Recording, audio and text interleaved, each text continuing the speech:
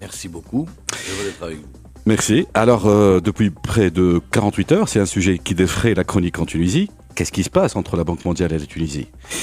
Ça, on va répondre à ça, mais avant tout, on aimerait bien savoir qu'est la Banque mondiale, la mission de la Banque mondiale en Tunisie.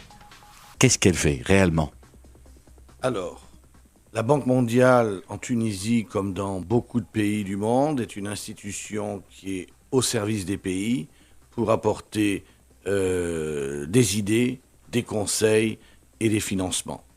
C'est un groupe qui travaille avec des entreprises, avec l'État, avec le gouvernement, donc pour des politiques publiques, pour essayer d'aider les populations à sortir de la pauvreté et à partager leur prospérité.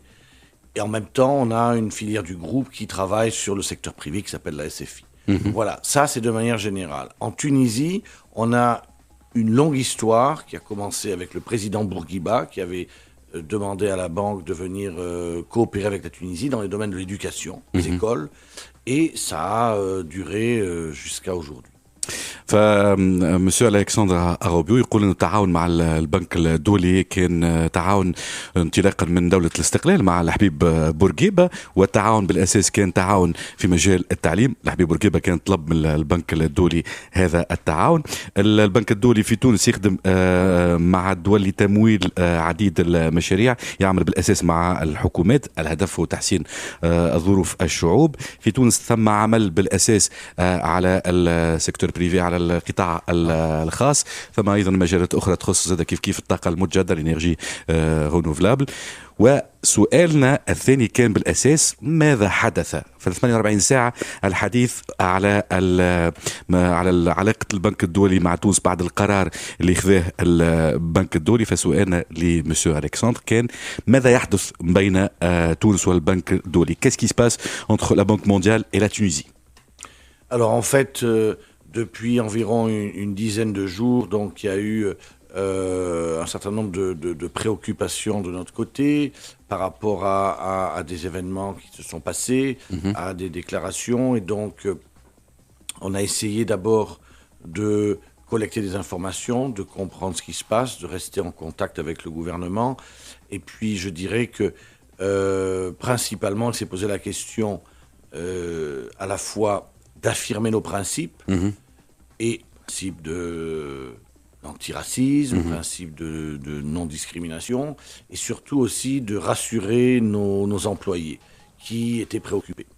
Donc on a collecté des informations, soit à travers nos cadres, soit à travers différentes sources dans le pays, et puis il y a eu des réflexions qui se sont menées au niveau du siège pour rassurer le personnel à travers d'ailleurs une note interne qui était destinée à être distribuée au personnel de la banque en Tunisie et ailleurs.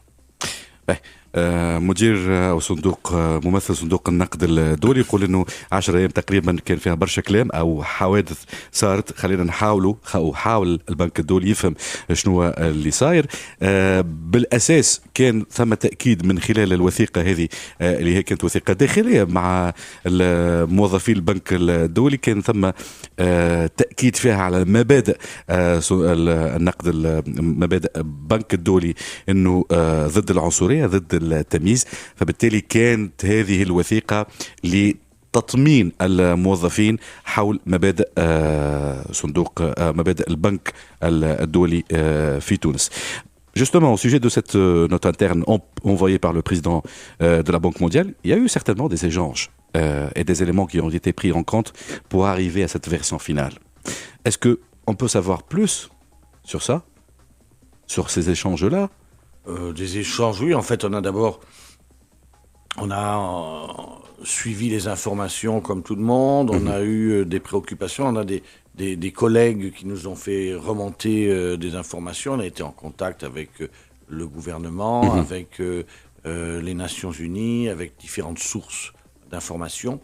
Et puis, à partir de là, on a dû travailler à Washington, entre les gens qui sont ici, le management et Washington, pour essayer de trouver la formule la plus adéquate, donc sans tomber dans aucun excès, mais en même temps en en réaffirmant nos principes, ce qui est très important pour nos employés, et les rassurant, en les protégeant. On a des employés qui sont très très très engagés. Alors, je vais parler de ceux de la Tunisie, j'ai eu l'occasion déjà de le faire. Ce sont des gens qui sont extrêmement engagés, qu'il y a beaucoup de Tunisiens. Plus de la moitié des gens ici qui sont des Tunisiens extraordinaires, d'autres Africains, des non-Africains, et qui sont extrêmement engagés.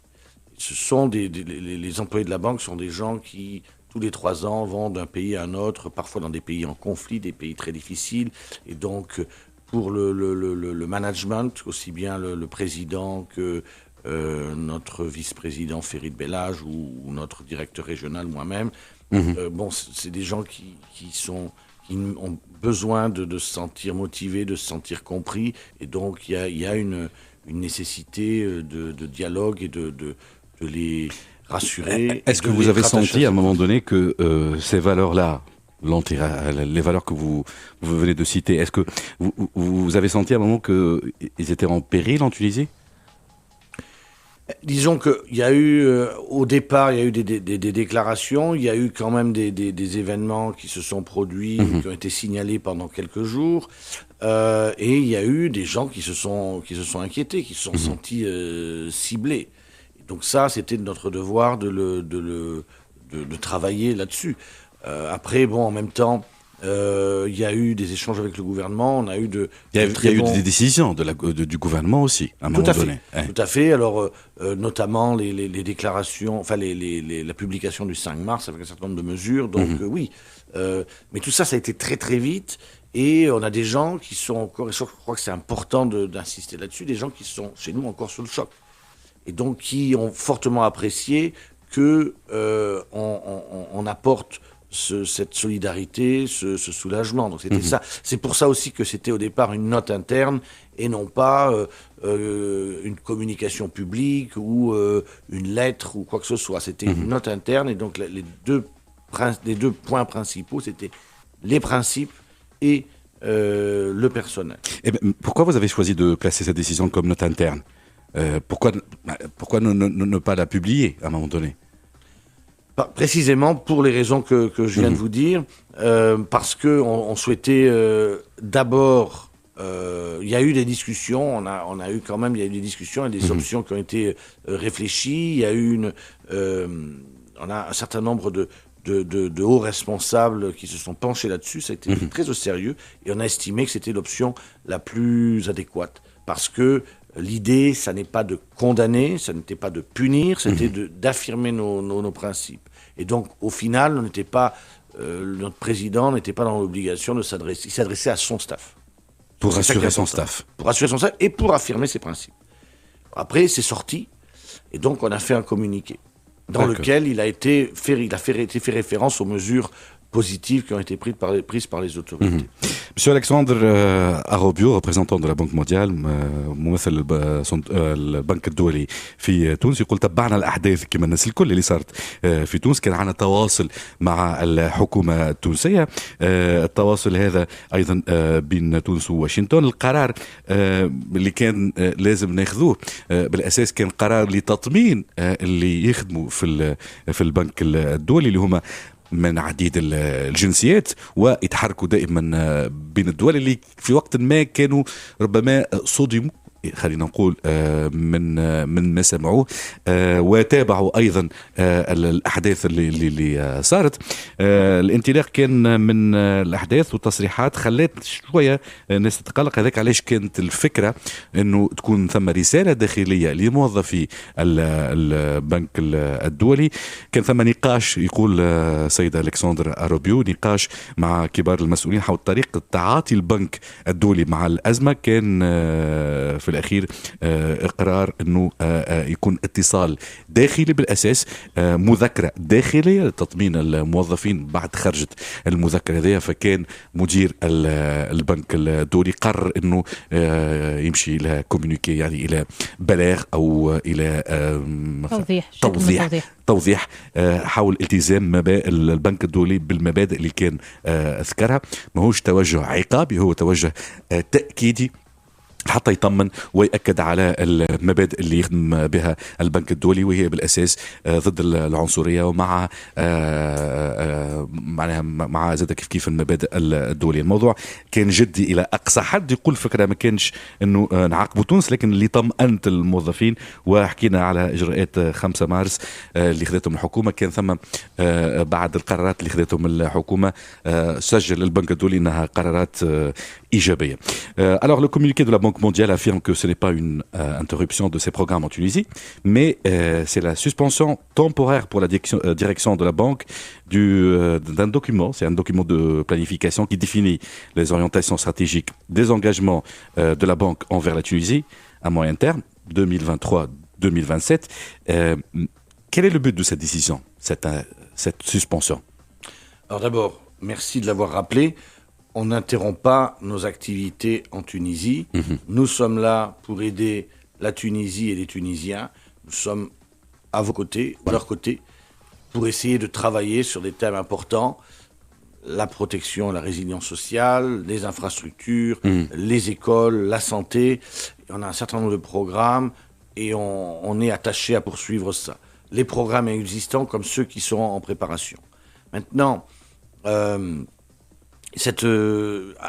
avant de pouvoir, on avait ce document, comme vous l'avez dit, un document indicatif d'orientation sur le moyen terme, qui permet de cadrer un petit peu ce qu'on fait. C'est pas un document qui va interrompre ou autoriser des prêts. Ce document devait être présenté au conseil d'administration dans une dizaine de jours, le 21 mars à peu près, hein. Et donc avec ce qui s'était passé, avec les discussions qu'on a eues en interne, à Washington, il y a eu quand même beaucoup de choses qui se sont passées autour de ça. Donc, il a été estimé nécessaire d'abord de clarifier les principes, rassurer le personnel, et puis également de s'assurer que cette stratégie serait discutée dans le conseil d'administration avec l'ensemble des pays membres de la Banque mondiale, le jour où cette situation serait apaisée. C'est une décision plus ou moins politique alors? Non, je ne dirais pas politique. C'est une décision sur des principes. Par ce qu'on appelle c'est un peu la constitution de la banque, les accords de l'agrément. On a les accords de agreement. Enfin, je ne l'ai pas le terme en français, mais enfin, la constitution de la Banque mondiale stipule que nous ne devons pas intervenir sur des questions politiques. Et d'ailleurs, vous pouvez observer rétrospectivement, historiquement, on n'intervient pas, on ne porte pas de jugement politique. On n'a pas porté de jugement politique à aucun moment, en tout cas, je peux en témoigner depuis que je suis arrivé ici, environ 1 an et demi, on n'intervient pas là-dessus. En revanche, ici, il s'agit de principes universels et vis-à-vis desquels le management de la banque est redevable vis-à-vis de son staff. C'était ça, c'était des principes universels et une redevabilité vis-à-vis du staff. On voit pas ça comme de la politique. Et ça a été confirmé par ce communiqué, par cette note interne. Pourquoi interrompre les activités mais pourquoi suspension temporaire avec la Tunisie? C'est-à-dire on n'a pas suspendu. Non, suspension temporaire pour la direction sur le document de planification. Oui. Pourquoi le faire alors que peut-être ce document, ce communiqué pourra suffire? Alors, comme je vous l'ai expliqué, je ne pense pas que de passer le communiqué, la stratégie, le document de planification le 21 mars aurait été bon pour quelque interlocuteur ou quelque acteur de l'action que ce soit. Ça n'aurait pas été bon pour nous, parce qu'on avait ce besoin, comme je vous dis, de réaffirmer nos principes et de communiquer avec nos staffs, nos employés. Et puis ensuite, je pense que dans l'état actuel des choses, présenter ce document aurait créé davantage de confusion. Et donc là, on a voulu éviter cela et faire les choses, disons... calmement et dans un contexte aussi plus favorable pour parler de la substance de cette stratégie. Vous considérez que la situation en Tunisie est tendue? Non, mais alors pour nous c'est compliqué. On est fortement attaché à la Tunisie. Et alors l'équipe ici est vraiment très très engagé et on travaille très étroitement. On est au service de la Tunisie et de l'administration tunisienne.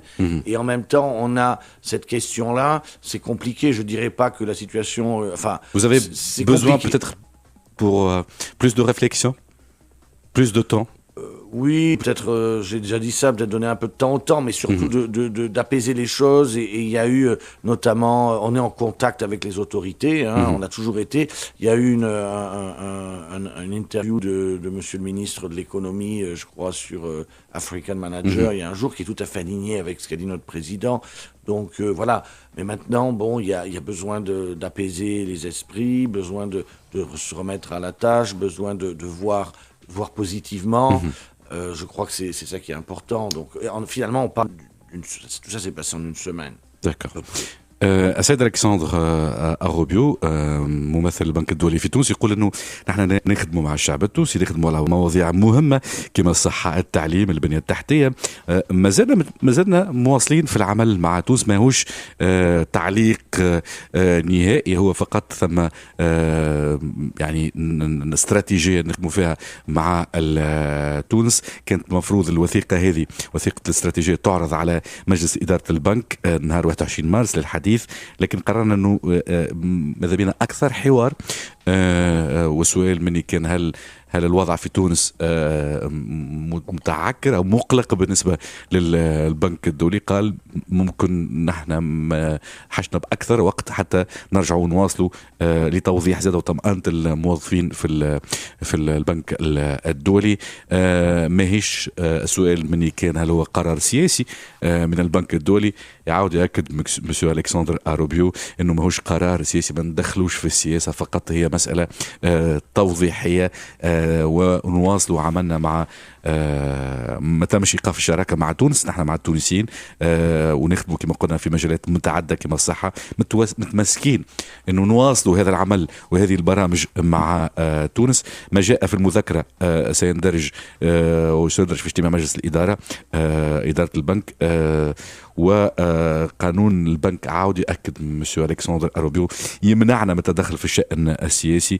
هي مبادئ كونية ما عندها حتى علاقة بالسياسة، أكدنا عليها من خلال الوثيقة ومن خلال زاد أيضا البيان الكومونيكي اللي خرج من مدير البنك الدولي.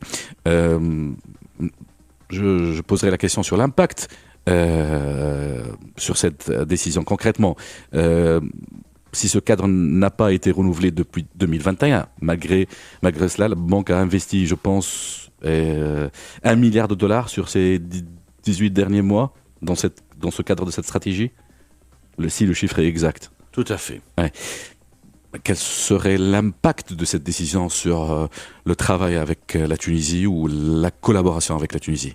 Alors d'abord, merci d'avoir rappelé cela. Effectivement, depuis 18 mois, on a travaillé étroitement. On était aux côtés de la Tunisie avec des investissements d'environ $1 milliard pour appuyer la protection sociale, le programme Amen, pour appuyer les besoins en sécurité alimentaire l'été dernier, pour apporter de l'aide au secteur de la santé.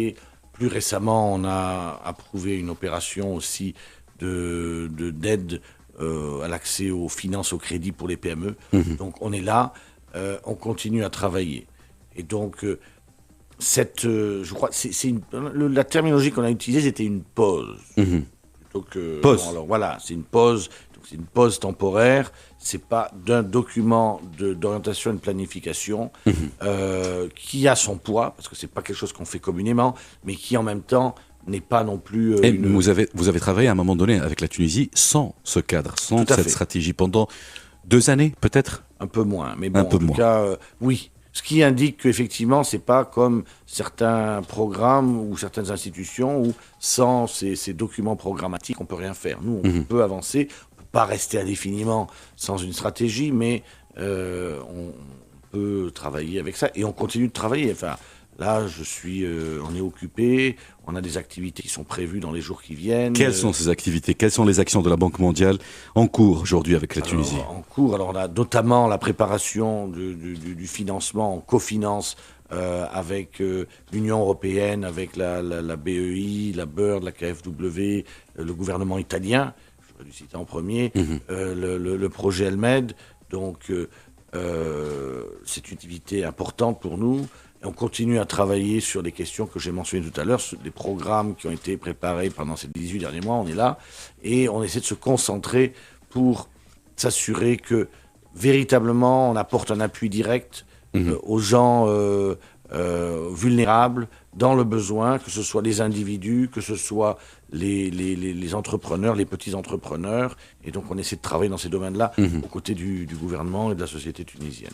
سيد ألكسندر أوروبيو ممثل البنك الدولي في تونس يقول انه نحن في بوز في يعني خلينا نقولوها ما شنو تسمى بوز عاونوني شويه مسج راحه خلينا نقولوا او تامل شويه بالنسبه للوضعيه مع تونس، لكن هذا ما يمنعش انه تعاملنا مع البنك التونسي مع الدوله التونسيه والحكومه التونسيه متواصل من خلال برنامج امان عنده علاقه بالصحه، نواصلوا في تمويل عديد المشاريع، تمويل المؤسسات الصغرى. الشراكه متاعنا وصلت مع تونس وهذا منذ 18 شهر تقريبا مليار دولار تمويل. هذا ايضا نخدموا فيه مع الاتحاد الأوروبي والحكومة الإيطالية، ثم خط تونس إيطاليا. هذا مشروع مهم مواصلين فيه عديد الملفات اللي نخدموا فيها مع الدولة التونسية. On réaffirme que c'est pas une sanction et une punition pour la Tunisie.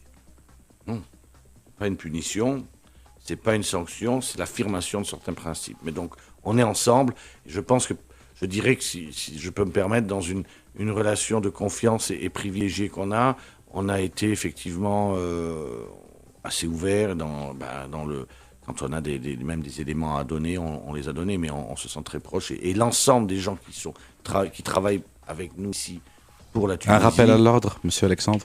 Non, on n'est pas des gendarmes.